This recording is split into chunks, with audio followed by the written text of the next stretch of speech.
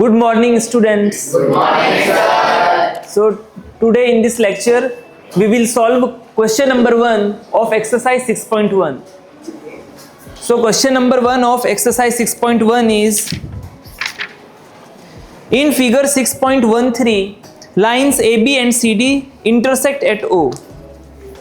तो ये जो फिगर है, इसमें ये जो लाइन AB है एंड ये कौन सी लाइन है, CD. तो लाइन AB और ये लाइन CD दोनों एक दूसरे को O पॉइंट पे कट कर रही है, यानी O पॉइंट पे क्या कर रही है, इंटरसेक्ट कर रही है.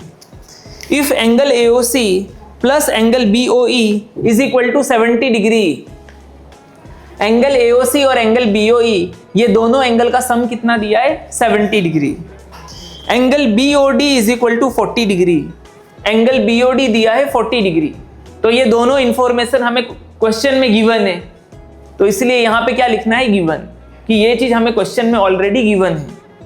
Find angle BOE and reflex angle COE. हमें फाइंड करने बोला है angle BOE and reflex angle COE. तो सबसे पहले हम क्या करेंगे कि ये जो एंगल दिया है इसको इस फिगर में हम ढूंढेंगे कि ये एंगल फिगर में किधर है. तो यहाँ पे कौन सा एंगल है, एंगल AOC. एंगल AOC कौन सा एंगल है, जो AO और OC के बीच में होगा. तो देखो ये AO लाइन है, AO और ये OC. तो ये AO और ये OC के बीच में ये एंगल है, एंगल AOC. ठीक है, एंगल AOC यानी जो AO और OC के बीच में हो. तो ये AO है, ये OC है, उसके बीच में ये एंगल है O पॉइंट पे, that is angle AOC. Second कौन सा एंगल है, एंगल BOE. तो एंगल BOE कौन सा एंगल है, जो BO और OE के बीच में हो. तो ये BO दिख रहा है, BO एंड OE दोनों के बीच में ये एंगल है, एंगल BOE. अब ये एंगल AOC और ये एंगल BOE दोनों एंगल का सम कितना दिया है, 70 डिग्री. मींस ये दोनों एंगल मिला के कितने हैं, 70 डिग्री. नेक्स्ट दिया है angle BOD is equal to 40 degree. अब ये एंगल BOD कौन सा एंगल है, जो BO और OD के बीच में है.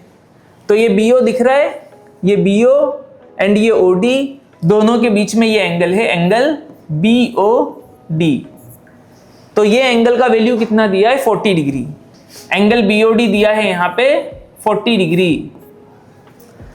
और हमें फाइंड करने बोला है एंगल BOE. ये जो एंगल BOE है इसका वैल्यू हमें फाइंड करना है. सेकेंड क्या फाइंड करना है, रिफ्लेक्स एंगल COE. सबसे पहले ये एंगल BOE हम फाइंड करेंगे. ठीक है, तो अब यहां पे ध्यान देना कि ये जो एंगल BOD है और ये जो एंगल AOC है, ये दोनों कौन से एंगल है, they are vertically opposite angles. ठीक है, वर्टिकली ऑपोजिट एंगल्स यानी दो लाइन कभी भी एक दूसरे को एक पॉइंट पे कट करती है, तो उस पॉइंट पे जो ऑपोजिट एंगल होते हैं उसे वर्टिकली ऑपोजिट एंगल बोलते हैं. तो देखो ये लाइन दिख रही है AB एंड सेकेंड लाइन ये है CD. तो ये AB line and CD line दोनों एक दूसरे को O पॉइंट पे कट कर रही है. तो O पॉइंट पे ये दोनों जो अपोजिट एंगल है, they are vertically opposite angle. ये कौन सा एंगल है, angle AOC and this is angle BOD. So angle AOC and angle BOD are vertically opposite angle. अब वर्टिकली ऑपोजिट एंगल हमेशा क्या होते हैं, एक दूसरे के इक्वल होते हैं. ठीक है, तो एंगल BOD 40 डिग्री है, तो एंगल AOC भी कितना होगा, 40 डिग्री. ठीक है, तो मैं यहां पे लिख रहा हूं angle AOC is equal to angle BOD. Angle AOC और एंगल BOD एक दूसरे के इक्वल है. रीजन क्या है, वर्टिकली ऑपोजिट एंगल्स. तो यहां पे लिखेंगे vertically opposite angles, vertically opposite angles. So angle AOC is equal to angle BOD. Angle BOD कितना है, 40 डिग्री. सो एंगल BOD के प्लेस पे आया 40 डिग्री. तो एंगल AOC भी कितना हो गया, 40 डिग्री. ये एंगल 40 डिग्री हो गया. आया समझ में ये? Yes, sir. अब देखो ये एंगल AOC और ये एंगल BOE दोनों मिला के कितने हैं, 70 degree. So angle AOC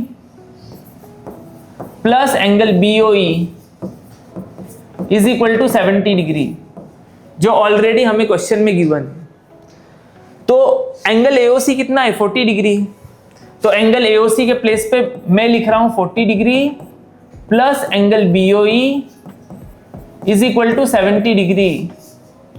so angle BOE is equal to 70 degree plus का 40 डिग्री लेफ्ट से राइट में लिया तो क्या होगा -40 डिग्री।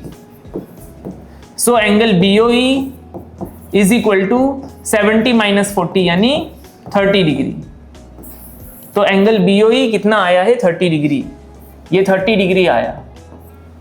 तो फर्स्ट तो हमें वही फाइंड करना था एंगल BOE, 30 डिग्री आया। सेकंड क्या फाइंड करने बोला है, रिफ्लेक्स एंगल COE। ठीक है, तो रिफ्लेक्स एंगल COE, तो किसी भी एंगल का रिफ्लेक्स कैसे निकलेगा, उसको 360 में से हम माइनस कर देंगे। ठीक है, कि रिफ्लेक्स एंगल COE कौन सा है यहाँ पे, तो देखो एंगल COE कौन सा एंगल है, जो CO और OE के बीच में है, मतलब ये है एंगल COE।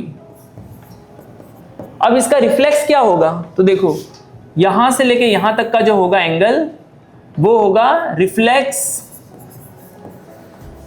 Angle COE। आया समझ में, ये एंगल COE है और ये कौन सा एंगल है यहां से यहां तक, तो यहां से लेके यहां तक का जो एंगल है वो है एंगल COE। बट ये जो एंगल है यहां से यहां तक, वो एंगल COE 180 डिग्री से ग्रेटर है, इसीलिए इसके पीछे एक वर्ड ऐड होगा reflex. So this angle is reflex angle COE, और ये कौन सा एंगल है, एंगल COE। ठीक है, तो ये एंगल COE और ये रिफ्लेक्स एंगल COE दोनों मिला के कितना फॉर्म करेंगे, 360, एक कंप्लीट एंगल फॉर्म करेंगे। ठीक है, तो 360 में से अगर मैं ये एंगल COE को माइनस कर दूं तो मुझे ये रिफ्लेक्स एंगल COE का वैल्यू मिल जाएगा। आया समझ में, तो कोई भी एंगल और उसका रिफ्लेक्स दोनों मिला के कितना फॉर्म करते हैं, 360 डिग्री, एक कंप्लीट एंगल फॉर्म करते हैं। तो अगर किसी भी एंगल का मुझे रिफ्लेक्स निकालना है तो 360 में से उस एंगल को क्या करना पड़ेगा, माइनस करना पड़ेगा। ठीक है, तो 360 में से मैं एंगल COE को माइनस कर दूंगा तो मुझे रिफ्लेक्स एंगल COE का वैल्यू मिल जाएगा। तो अब यहाँ पे ये है कि मुझे सबसे पहले एंगल COE फाइंड करना है।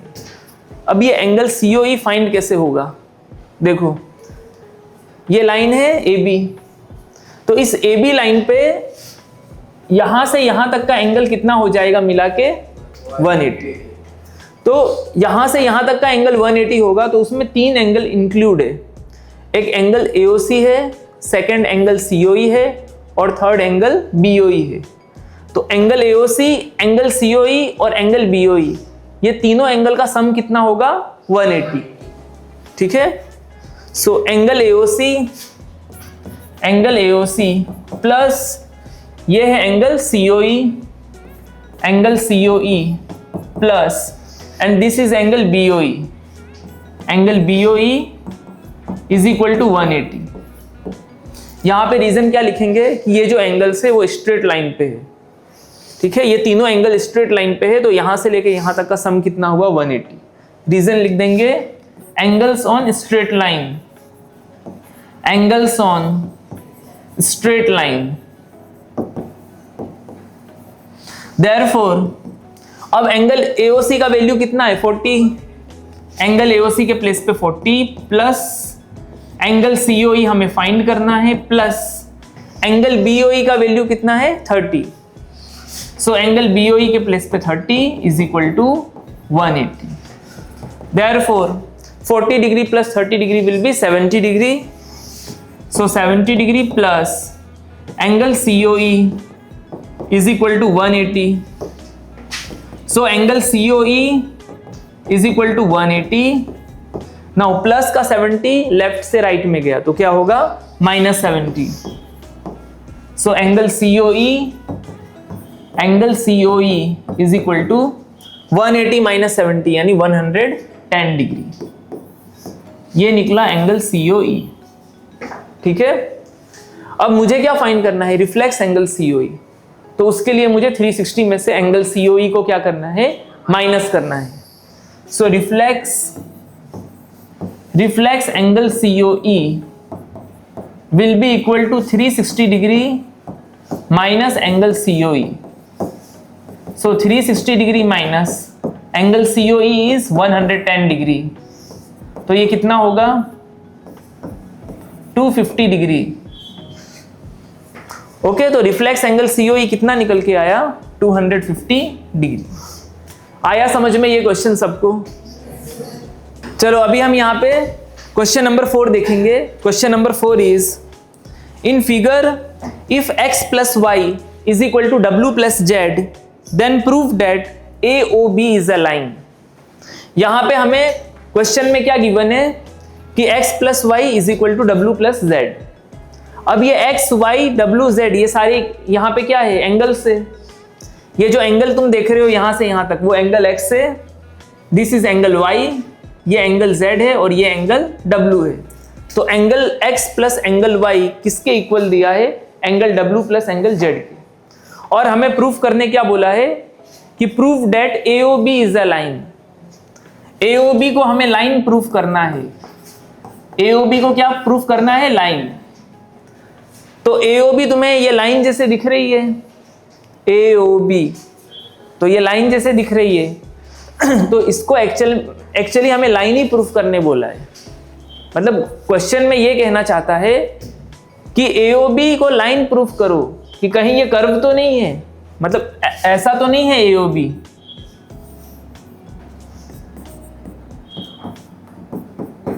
कि AOB कहीं ऐसा तो नहीं है, क्योंकि ऐसा होगा तो तब हम इसको लाइन बोलेंगे नहीं। ठीक है, तो AOB इसको हमें लाइन प्रूफ करने बोला है, मतलब ये स्ट्रेट होना चाहिए। क्या होना चाहिए? एकदम स्ट्रेट होना चाहिए।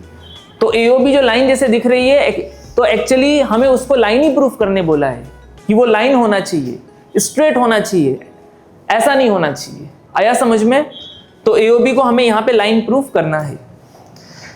और हमें दिया है कि angle x plus angle y किसके इक्वल है? Angle W plus angle z के। अब देखो ये जो चारों एंगल है वो मिला के कितना हो जाएंगे?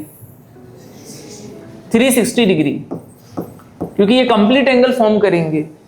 सो angle x plus angle y plus angle z plus angle W will be equal to 360 degree. So angle x plus angle y plus angle z plus angle W is equal to 360 degree. Reason क्या आएगा यहाँ पे? Complete angle.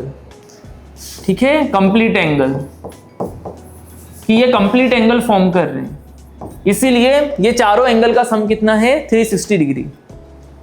अब देखो angle x plus angle y किसके equal है? Angle W plus z के। तो मैं क्या करता हूं कि एंगल W प्लस z के प्लेस पे एंगल x प्लस y यहां पे रख देता हूं। ठीक है, angle x plus y plus ये जो एंगल W प्लस z है वो किसके इक्वल है? एंगल x प्लस y के। तो यहां पे मैं रख देता हूं angle x plus y। Angle W plus z is equal to angle x plus y है, तो एंगल W प्लस z के प्लेस पे मैंने क्या रख दिया? Angle x plus y is equal to 360। अब ये चेंजेस कहां से आया? तो W प्लस जेड को मैंने x प्लस वाई के इक्वल क्यों लिखा? क्योंकि वो हमें क्वेश्चन में ऑलरेडी गिवन है, तो वो रीजन भी यहाँ पे हमें लिखना है। क्योंकि x प्लस वाई किसके इक्वल है? W प्लस जेड के, जो हमें क्वेश्चन में ऑलरेडी गिवन है। ठीक है, अब x प्लस एक्स क्या होगा? 2x y plus y will be 2y is equal to 360। अब देखो ये दोनों में से 2 कॉमन है, 2 यहाँ पे x के मल्टीपल में भी है, y के मल्टीपल में भी है। सो 2 को कॉमन ले लो, तो यहाँ बचा x प्लस यहाँ बचा y is equal to 360। So x plus y is equal to 360। देखो 2 इधर मल्टीप्लाई में है ब्रैकेट के साथ, 2 ब्रैकेट के साथ मल्टीप्लाई में है, तो वो लेफ्ट से राइट में जाएगा, तो कहाँ जाएगा? नीचे डिवाइड में upon 2। So x plus y is equal to 360 upon 2 यानी 180। तो हमने देखा कि एंगल x और एंगल y दोनों मिला के 180 है। अब तुम्हें एंगल x यहाँ पे दिख रहा है, एंगल x, ये एंगल y। एंगल x और एंगल y तुम्हें कहाँ पे दिख रहा है? इस AOB पे दिख रहा है, ये जो AOB जो लाइन जैसे दिख रही है उस पे दिख रहा है एंगल x और एंगल y। तो एंगल x और एंगल y ये मिला के 180 है, मतलब यहां से लेके यहां तक का एंगल कितना है 180। अब यहां से यहां तक का एंगल 180 तभी पॉसिबल है जब ये AOB क्या हो, लाइन हो, क्योंकि अगर AOB स्ट्रेट लाइन है तभी ऐसा पॉसिबल होगा कि एंगल x और एंगल y दोनों मिला के क्या हो जाए 180 हो जाए। आया समझ में? यानी ऐसा होगा ना तो ही ऐसा पॉसिबल होगा कि यहां से यहां तक का एंगल कितना हो 180। और अगर ऐसा हुआ तो ये जो एंगल है यहां से यहां तक ये 180 नहीं हो पाएगा। आया समझ में? तो एंगल x और एंगल y ये दोनों मिला के 180 होने का मतलब ही है कि AOB क्या होगा, जरूर लाइन होगा। तो एंगल x और एंगल y दोनों मिला के 180 हुए, मतलब इससे प्रूफ होता है कि AOB लाइन है। ठीक है, अब एंगल x और एंगल y ये दो एडजेसेंट एंगल जिनका सम 180 हुआ है, तो दो एडजेसेंट एंगल का सम 180 होता है तो उनको क्या बोला जाता है, लीनियर पैर। तो एंगल x और एंगल y यहां पे लीनियर पैर फॉर्म कर रहे हैं। Angle x and angle y form linear पैर।